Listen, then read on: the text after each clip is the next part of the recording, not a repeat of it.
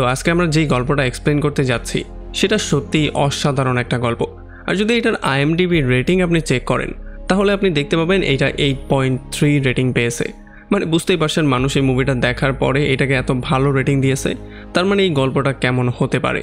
And personally আমিও আপনাকে বলবো ভিডিওটা শেষ পর্যন্ত দেখার জন্য, কারণ খুবই সুন্দর একটা গল্প, নয়তো আপনি মিস করে ফেলবেন। তো চলুন কথা না বাড়িয়ে শুরু করি আজকের ভিডিও। তো এই গল্পের শুরুতে আমরা দেখতে পারি কালিদাস নামের একটা মিডল এজ লোককে, যার কিনা মেমোরি লসের একটা রোগ ছিল। আসলে ডক্টর তাকে বলছিল যে কিছুদিন পরে সে আস্তে আস্তে করে সমস্ত ব্যাপারগুলো ভুলে যাবে, এমনকি একটা সময় সে হ্যালুসিনেট করা শুরু করবে, সে হয়তোবা নিজেকেও ভুলে যেতে পারে। তাছাড়া সে সেই সমস্ত ব্যাপারগুলো ইমাজিন করা শুরু করতে পারে যেগুলো বাস্তবে আসলে হয়নি। এখন এগুলো শোনার পরে কালির ফ্যামিলির সবাই খুবই টেনশনের মধ্যে চলে আসে। আর এখানে আমরা জানতে পারি যে কালি আসলে সবচেয়ে বড়, আর তার ছোট 2টা ভাই এবং একটা বোন আছে। তো এখন কালির এত ভয়ঙ্কর এই রোগের কথা শোনার পরে তার ফ্যামিলির সবাই খুবই টেনশনের মধ্যে চলে আসে, কারণ তার এই রোগের চিকিৎসা করতে গিয়ে অনেক বেশি টাকা খরচ হচ্ছিল। তাছাড়া তারা অনেক বেশি দেনার মধ্যে ডুবেছিল। এই জন্য তারা চাইছিল কালির ক্ষেত এবং তার ঘরটাকে যেই কোনো ওয়েতে নিজেদের নামে করে নিতে, যাতে করে তাদের দেনাগুলো তারা পরিশোধ করতে পারে। এই জন্য ফাইনালি তারা সবাই মিলে প্ল্যানিং করে হসপিটালের একটা ওয়ার্ড বয়ের সঙ্গে মিলে তারা ফাইনালি কালিকে মেরে ফেলবে। কারণ তারা এই ব্যাপারটা খুব ভালো করেই জানতো যে যদি তারা জমি এবং ক্ষেত তাদের নামে করতে কালিকে বলে, তাহলে কালি কোনোভাবেই এই কাজটা করবে না, বা এটাকে সে বিক্রি করে তাদেরকে টাকাও দেবে না। এই জন্যই তারা এই মেরে ফেলার প্ল্যানিংটা করে। তবে যখন তারা তাকে মারতে সেখানে যায় তখন তারা সাহস করে উঠতে পারছিল না। এই জন্য ফাইনালি তারা বাধ্য হয়ে তাকে না মেরেই কোনো রকমের ঘুমের মধ্যেই একটা পেপারে তার আঙ্গুলের ছাপ নিয়ে চলে আসে। আসলে নর্মাল মানুষের পক্ষে একটা মানুষকে মেরে ফেলা তো আর এতটা সহজ ব্যাপার না, যেই ব্যাপারটা আমরা এখানে স্পষ্ট দেখতে পারি। তো এখন ওয়ার্ড বয় তাদেরকে পরামর্শ দিয়ে বলে যে যদি তারা কালিকে মারতে না পারে তাহলে তারা যেন তাকে কুমের মেলায় নিয়ে ছেড়ে দেয়, কারণ যারা হারিয়ে যায় তারা সবাই কুমের মেলায় গিয়ে ঘোরাঘুরি করে আর নিজেদের ফ্যামিলিকে খুঁজে বের করার ট্রাই করে। এখন এটা শোনার পরে এই আইডিয়াটা তার 2 ভাইয়ের অনেক বেশি পছন্দ হয়। এই জন্য ফাইনালি তারা এই সিদ্ধান্ত নিয়ে ফেলে। তবে এরপরে যখন কালি তার বাসায় ব্যাক করে তখন আমরা দেখতে পারি তার বোন গুড়িয়াকে, যে কিনা অনেক বেশি টেনশনের মধ্যে ছিল। আসলে তখন এই ব্যাপারটা আমরা জানতে পারি যে এই ফ্যামিলির মধ্যে শুধুমাত্র গুড়িয়াই ছিল যে কিনা কালিকে নিয়ে টেনশন করতো এবং তাকে সবচেয়ে বেশি ভালোবাসতো। তবে এরপরে কালির ভাইরা কালিকে রেডি করে কুমের মেলায় নিয়ে যায়, আর এখানে তারা গোসল করতে যাওয়ার প্রিপারেশন নেওয়া শুরু করে। তবে এখানে আমরা জানতে পারি যে আসলে কালি পানিকে অনেক বেশি ভয় পায়। এই জন্য সে প্রচণ্ড ভয়ের মধ্যে আর গোসল করতে যায় না। সে এখানে স্টেজেই বসেছিল আর তার ভাই এবং ভাবি গোসল করার জন্য চলে যায়। তবে যখন তারা গোসল করে ব্যাক করে তখন তারা দেখতে পারে সেখানে কালি ছিল না। এখন এগুলো দেখার পরে তারা সবাই খুবই হ্যাপি হয়ে যায়, কারণ কালি তো নিজে নিজেই গায়েব হয়ে গিয়েছিল। তবে তখন অন্যদিকে আমরা দেখতে পারি কালি আসলে চা খাওয়ার জন্য গিয়েছিল, আর যখন সে চা খেয়ে ব্যাক করে সেখানে তাদের জন্য ওয়েট করছিল তখন কোনোভাবেই তার ভাই আর ভাবি আসছিল না। এই জন্য সে সারাটা রাত সেখানে ওয়েট করে। আর তখন এদিকে আমরা দেখতে পারি কালির ভাইরা এবং ভাবি অনেক বেশি টেনশনের মধ্যে ছিল, কারণ তারা এই ব্যাপারটা চিন্তা করছিল যে কালির মিসিং হওয়াতে পরবর্তীতে তারা না আবার ফেসে যায়। কারণ যেহেতু জমিগুলো এখন তারা তাদের নামে নিয়ে আসবে, এই জন্য পরবর্তীতে এটা নিয়ে কোনো একটা ঝামেলা সৃষ্টি হলেও হতে পারে। তবে তখন আমরা দেখতে পারি কালির ছোটো ভাই তাদেরকে পরামর্শ দিয়ে বলে যে আমাদেরকে একটা মিসিং রিপোর্ট করানো উচিত, যাতে করে পরবর্তীতে যদি কোনো ঝামেলা চলেও আসে তবুও আমরা বলতে পারবো যে আমরা মিসিং রিপোর্ট করেছি, মানে আমরা ইচ্ছা করে তাকে হারাইনি। যাই হোক, এই জন্য তারা চলে আসে একটা মিসিং রিপোর্ট করার জন্য। তবে এখানে আমরা যাদব নামের একটা এমপ্লয়িকে দেখতে পারি যে কিনা অনেক বেশি টেনশনের মধ্যে ছিল। তখন আমরা দেখতে পারি তার ওয়াইফ তার সঙ্গে মিট করতে চলে আসে, আর সে তাকে বলে যে আমি একটা বাবার কাছে গিয়েছিলাম, বাবা আমাকে বলেছিল যে যদি তুমি কোনো মিসিং পার্সনকে খুঁজে বের করো যার হাইট অনেক বেশি লম্বা হবে তাহলে আমাদের বাচ্চা হয়ে যাবে। এখন যদিও এটা শোনার পরে প্রথমেই যাদব একেবারেই পাত্তা দেয় না, তবে তখনই সে কালির ফ্যামিলির কালির বর্ণনা দিতে শুনতে পারে।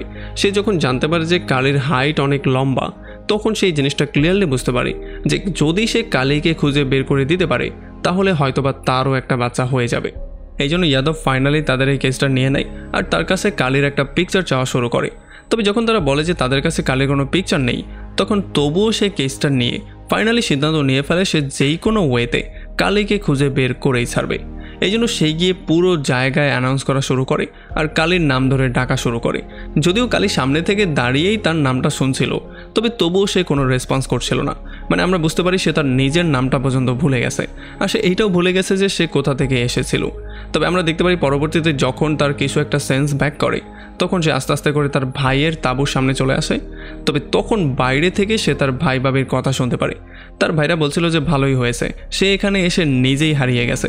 এমনিতেও তো আমরা তাকে এখানে ছেড়ে দেওয়ার জন্যই এসেছিলাম। যদি তাকে পাওয়া না যায় তাহলে মৃত্যুর আগ মুহূর্তে সে হয়তো ভগবানের একটু সেবা করেই গেল। এমনিতেও সে বাসায় গিয়ে আসলে কী করতো, তার তো ভুলে যাওয়ার একটা রোগই আছে, কবে জানি সে নিজেকেই ভুলে যায়। এখন এই কথাগুলো শোনার পরে কালীর পুরো হার্ট ব্রোকেন হয়ে যায়। সে চিন্তা করছিল যে সে তার ফ্যামিলির উপরে বোঝা হয়ে গেছে, এই জন্য সে কোনোভাবেই এমন বোঝা হয়ে থাকতে চাইছিল না। এই জন্য সে আস্তে আস্তে করে অন্যদিকে যাওয়া শুরু করে।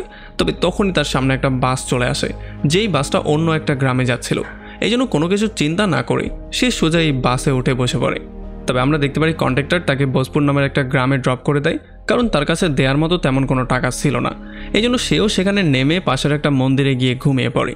আর তখন এদিকে আমরা দেখতে পারি কালীর ফ্যামিলি মেম্বারদের, যারা কিনা বাসার দিকে ব্যাক করছিল খুবই হ্যাপি মনে, কারণ ফাইনালি কালীর জমিগুলো তারা তাদের নামে নিয়ে নিয়েছে আর কালীকেও তারা সেখানে ড্রপ করে দিয়ে এসেছে। মানে এখন কালীরও কোনো আতাপাতা নেই আর তারাও জমিগুলো পেয়ে গেছে। তবে তখনই গুড়িয়ার কল তাদের কাছে চলে আসে। গুড়িয়া তাদেরকে বলে যে ঘরের মধ্যে আগুন লেগেছিল, যদিও তেমন কোনো ক্ষতি হয়নি, তবে যেই রুমটার মধ্যে সমস্ত ডকুমেন্ট রাখা ছিল সেই রুমটা অনেক বেশি ক্ষতিগ্রস্ত হয়েছে, সেখানের অনেক কিছুই পুড়ে গেছে, হয়তোবা সেই ডকুমেন্টগুলো পুড়ে গেছে। এখন এইটা শোনার পরে তারা সবাই খুবই টেনশনের মধ্যে চলে আসে, কারণ যেহেতু ডকুমেন্টওয়ালা রুমের মধ্যে বেশি ক্ষতি হয়েছে, এই জন্য হয়তোবা সেই ডকুমেন্টও পুড়ে গিয়েছে যেটার মধ্যে তারা কালীর আঙ্গুলের ছাপ নিয়েছিল, যার মানে এখন আর তারা সেই পেপারটা দিয়ে কালীর জমিগুলো দখল করতে পারবে না। এই জন্য এখন তাদেরকে কালীকে যেই কোনো ওয়েতে খুঁজে বের করতে হবে, কারণ কালীকে খুঁজে বের না করলে তারা কালীর আঙ্গুলের ছাপও আবার নিতে পারবে না। তো এরপরে যখন তারা গ্রামে এসে কালীর জমিগুলো দখল নেওয়ার ট্রাই করে, তখন আমরা দেখতে পারি কালীর একটা বন্ধু এসে তাদেরকে বলে যে কালী এই সমস্ত জমিগুলো আমার কাছে বন্ধক রেখেছিল, এখন যদি কালী গায়েব হয়ে যায় তাহলে সমস্ত জমির মালিক আমি হব। তবে আমরা দেখতে পাই তার ভাইরা বলছিল যে কালী গায়েব হয়ে যাওয়ার আগে সমস্ত জমিগুলো তাদের নামে লিখে গিয়েছে, তবে তাদের কাছে দেওয়ার মতো তেমন কোনো প্রমাণ ছিল না। এই জন্য এখন শুধুমাত্র একটা রাস্তা ছিল, সেটা হচ্ছে কালী নিজে এসে এখানে এই ব্যাপারটা ক্লিয়ার করে বলবে যে আসলে সে কাকে জমি লিখে দিয়েছিল এবং কার কাছে বন্ধক রেখেছিল, মানে জমির আসল মালিক কে হবে। এই জন্য আমরা দেখতে পারি বাধ্য হয়েই কালীর ফ্যামিলি কালীকে খুঁজে বের করার জন্য ইয়াদবকে তাদের ঘরে ইনভাইট করে আর তাকে খুবই যত্ন করে খাওয়ায়। এরপর তারা কালীর কয়েকটা পিকচারও তাকে দেখায়। তবে এগুলো দেখার পরে ইয়াদবের তাদের উপরে সন্দেহ হয়ে যায়, কারণ সেদিন যখন সে পিকচার চেয়েছিল তখন তাদের কাছে একটা পিকচারও ছিল না, কিন্তু আজকে তাদের কাছে কালীর অনেকগুলো পিকচার আছে, তাও তাদের মোবাইলের মধ্যে। এটা দেখার পরে সে তাদেরকে আসল ঘটনাটা জিজ্ঞেস করে, কারণ সেই জিনিসটা বুঝে গিয়েছিল যে এখানে মিসিং কেসের চেয়ে বড় কিছু হয়েছে। এই জন্য তারাও বাধ্য হয়ে সমস্ত ব্যাপারগুলো ক্লিয়ার করে বলে দেয় যে আসলে তাদের জমি নিয়ে যেই ঝামেলাটা হয়েছে সেটার সমাধান করার জন্য তাদের কালীকে দরকার। এখন যদিও এটা শোনার পরে প্রথমে তো ইয়াদবের অনেক বেশি রাগ চলে আসে, তবে তবুও সে ফাইনালি সিদ্ধান্ত নিয়ে ফেলে যে সে যেই কোনো মূল্যে কালীকে খুঁজে বের করবে, কারণ সে যদি তাকে খুঁজে বের করতে না পারে তাহলে হয়তো তার বাচ্চা হবে না। আর তখন এদিকে আমরা দেখতে পারি কালী যখন একটা মন্দিরের পাশে ঘুমাচ্ছিল তখন এখানে বল্লু নামের একটা ছেলে চলে আসে, যে এসে কালীকে উঠিয়ে দিয়ে বলে যে এটা হচ্ছে আমার জায়গা, এখানে তুমি চাইলেও ঘুমাতে পারবে না। আর তখন আমরা বল্লু সম্পর্কেও জানতে পারি আসলে বল্লু হচ্ছে গ্রামের একটা অনাথ ছেলে, যে কিনা কখনোই কোনোদিন স্কুলে যায়নি, তবে তবুও তার ব্রেইন অনেক বেশি শার্প ছিল। এই জন্য মন্দিরের পূজারী তাকে এখানে থাকার পারমিশন দিয়ে দিয়েছিল। এই জন্য সে এখানে থাকতো আর ছোটোখাটো কাজকর্ম করে নিজের জীবিকা নির্বাহ করত। আর এখন যেহেতু তার জায়গাটা কালী দখল করে নিয়েছে, এই জন্য আস্তে আস্তে করে তাদের মধ্যে টুকটাক ঝগড়া হওয়া শুরু হয়ে যায়। আর এই সমস্ত টুকটাক ঝগড়ার জন্য তাদের মধ্যে ফ্রেন্ডশিপটাও একটু গভীর হয়ে যাচ্ছিল। আসলে আমরা জানতে পারি কালী বিরিয়ানি খেতে অনেক বেশি পছন্দ করত, তবে তার কাছে এতটা টাকা ছিল না যে সেটা দিয়ে সে বিরিয়ানি খেতে পারত। এই জন্য কালীও টুকটাক কাজকর্ম করা শুরু করে, আর যখন তার কাছে বিরিয়ানি খাওয়ার মতো পর্যাপ্ত টাকা হয়ে যায় তখন সে এসে বিরিয়ানি খাওয়া শুরু করে। তবে সে এমন করে বিরিয়ানি খাচ্ছিল যেটা দেখার পরে সবাই খুবই কিউরিয়াস হয়ে যায়। আসলে কালীর বিরিয়ানি অনেক বেশি পছন্দ ছিল, এই জন্য সে পাগলের মতো বিরিয়ানি খাচ্ছিল। তার কাছে যখনই কিছু টাকা হয়ে যেত তখনই সে এসে বিরিয়ানি খাওয়া শুরু করতো, আর তার এমন করে খাওয়া দেখার পরে বাকি মানুষদেরও বিরিয়ানি খাওয়ার জন্য ইচ্ছা হতো। তো এরপরে যখন একদিন মন্দিরে ফ্রিতে সবাইকে খাবার দাবার খাওয়ানো হচ্ছিল তখন এখানে কিছু ফুড ইন্সপেকশনের লোক চলে আসে, আর তারা পণ্ডিতজিকে জিজ্ঞেস করা শুরু করে যে আসলে এখানে ফুডের কোয়ালিটি এতটা নিম্ন কেন, মানে এখানের খাবারের কোয়ালিটি এত খারাপ কেন। তখন আমরা দেখতে পারি বল্লু তাদেরকে এই ব্যাপারগুলো ক্লিয়ার করে বলে দেয় যে এখানে যেই সমস্ত ভালো ভালো খাবারগুলো আসে সেইগুলো পণ্ডিত তার নিজের বাসায় নিয়ে যায় আর তার নিজের বাসা থেকে উল্টাপাল্টা খাবার এনে আমাদেরকে খাওয়ায়। তবে এইটা শোনার পরে পণ্ডিত তার উপরে অনেক বেশি রাগ করে ফেলে আর তাকে ধরে উত্তমাদম দেওয়া শুরু করে। আর এরপরে পণ্ডিত তাকে বলে যে যদি তোকে আমি এখানে থাকার সুযোগ না দিতাম তাহলে হয়তোবা তুই রাস্তায় পড়ে কুকুরের মতো মারা যেতি। তবে এইটা শোনার পরে বল্লুর মাথা অনেক বেশি গরম হয়ে যায়, এই জন্য সে সোজা সেখান থেকে বেরিয়ে চলে আসে। আর যখন কালী এই ব্যাপারটা জানতে পারে তখন সে সোজা চলে আসে বল্লুর কাছে। আর বল্লুকে যখন সে সমস্ত ব্যাপারগুলো সম্পর্কে জিজ্ঞেস করে তখন বল্লু তাকে বলে যে ছোটোবেলায় আমার বাবা মা আমাকে এখানে ফেলে দিয়ে চলে গিয়েছিল, তারপর থেকেই আমি নিজেকে একা একা ম্যানেজ করতে শিখে নিয়েছি, কিভাবে একা একা জীবিত থাকতে হয় সেই ব্যাপারটা আমি জেনে গিয়েছি। তবে পণ্ডিত এমন একটা ভাব ধরছে যেন সেই আমাকে জীবিত রেখেছে। আর এরপর আমরা দেখতে পারি কালীও তাকে তার ফ্যামিলি সম্পর্কে বলা শুরু করে।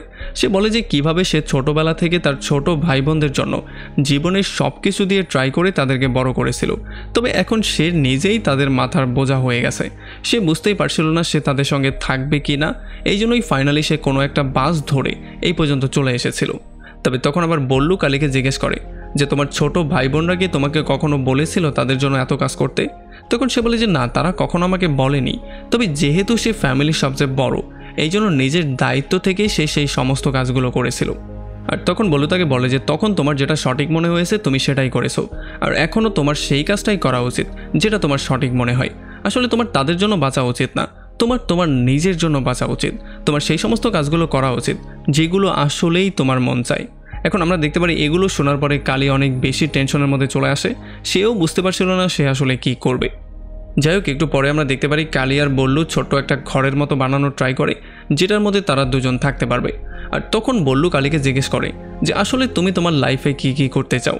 তখন আমরা দেখতে পারি কালী তাকে সমস্ত ব্যাপারগুলো বলা শুরু করে।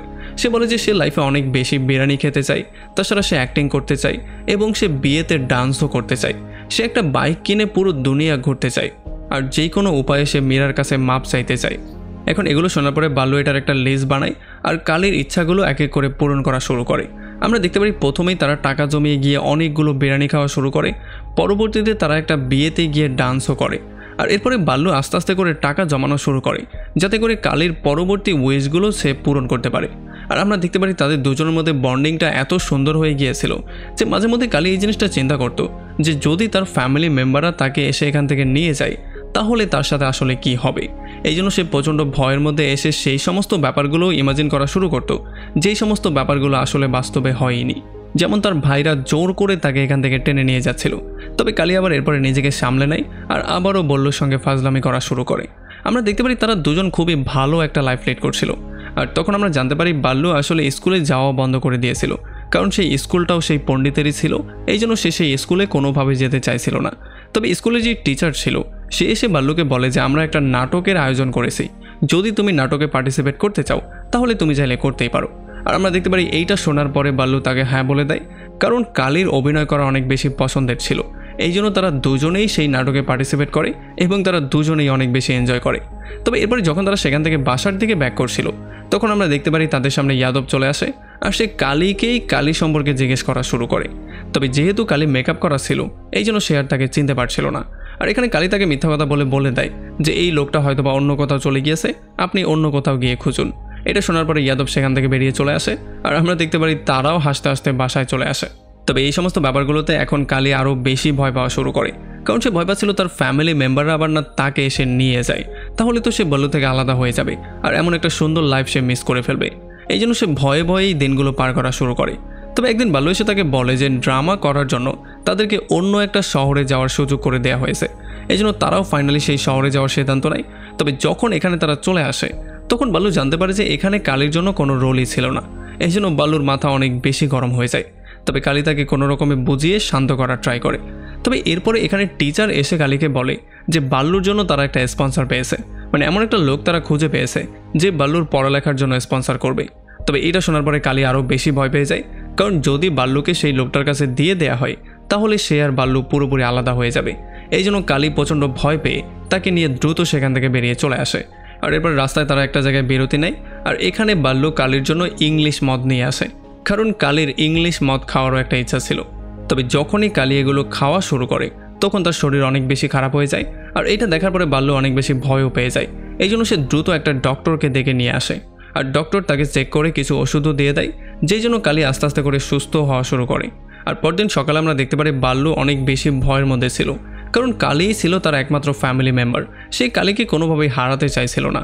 তবে একটু পরে আমরা দেখতে পারি যখন কালী ঘুম থেকে ওঠে তখন তার শরীর পুরোপুরি সুস্থ ছিল।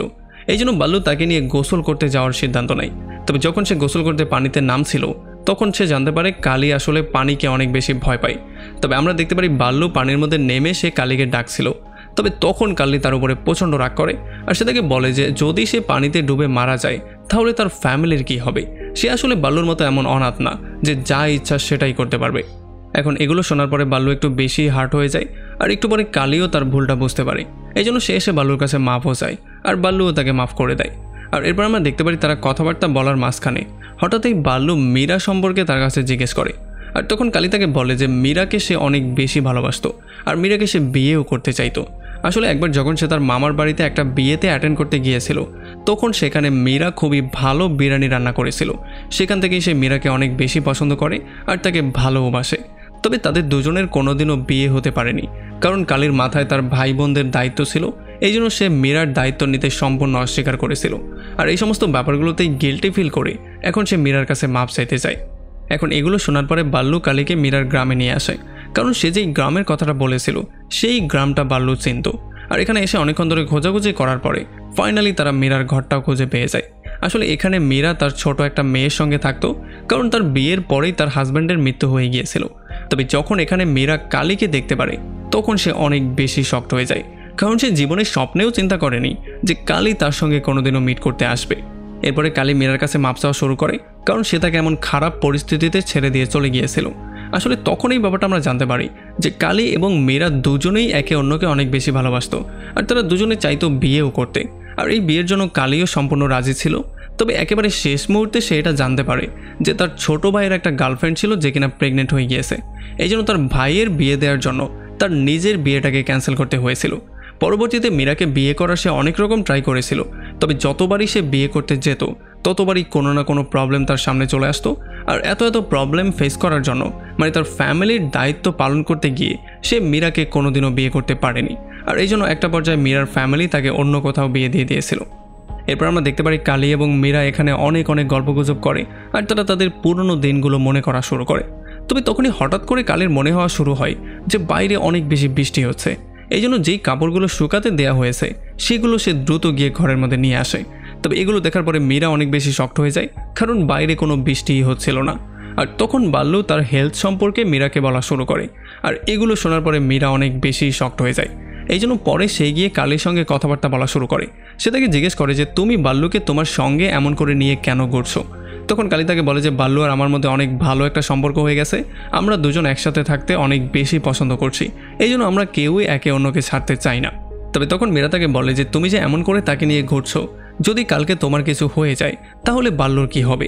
সে কি পড়ালেখা করবে না? সে কি তার লাইফে কোনোভাবেই প্রতিষ্ঠিত হওয়ার ট্রাই করবে না? আর এই ব্যাপারগুলো শোনার পরে কালী অনেক বেশি টেনশনের মধ্যে পড়ে যায়। তবে সে বাল্লুকে কোনোভাবে নিজের থেকে আলাদা করতে চাইছিল না।